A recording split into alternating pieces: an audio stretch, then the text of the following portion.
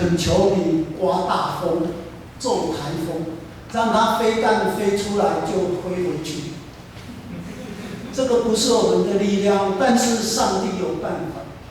我们唯一的依靠，上帝你刮台风，把那个飞弹回到北京去，不要到台北来。不要以为不可能。圣经告诉我们，上帝有3个特性，事事都能。所以我们说，无所不能的上帝，无所不在的上帝，无所不知的上帝。我们今天基督徒这样的信心都很少，都以为我只要有钱，我什么都可以。我刚才不是讲过吗？有钱不一定买得到食物。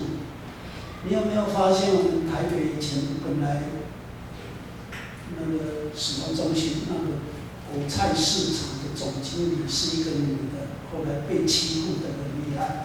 你知道她叫什么名字？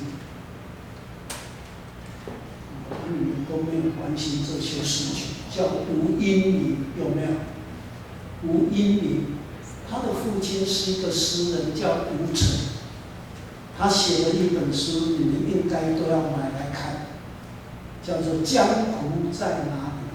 他用了足足2年的时间，将台湾的歌曲、台湾的农业政策分析得非常清楚。但是因为他起来当农场公司的总经理，很多过去可以拿到甜头的都没有，就硬被把他赶下来。我觉得很难过。最近他父亲写了一本书，就是在专门讨论这个果菜市场的问题。大家要注意，第2次世界大战之后，我们台湾粮食的供给率是78%，78%我们的自主，我们可以自己供应自己的需要78%。有没有人知道我们今天可以自主生产供应自己？我们的粮食是多少？刚好是这个数目的相反，那是多少？是27。我们以前是78，我们现在是27。我们没有办法打仗，因为打仗第一件事情就是要靠什么？你的粮食够不够？你撑得住，撑不住？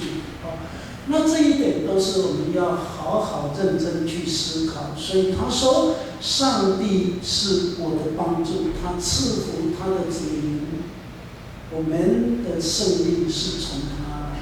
好，我们读这一首诗歌之后，各位弟兄姐妹，我们可以这样思考这种问题。只要有上帝跟我们同在，我们就不害怕所有的一切。我们看瘟疫这么的猖獗，你看我们的科技这么发达，人类可以跑到外太空，可以跑到月亮去住，可以跑在星球太空站住1年2年。我们没有办法，因为眼睛看不见的细菌，就让我们整个世界趴在地上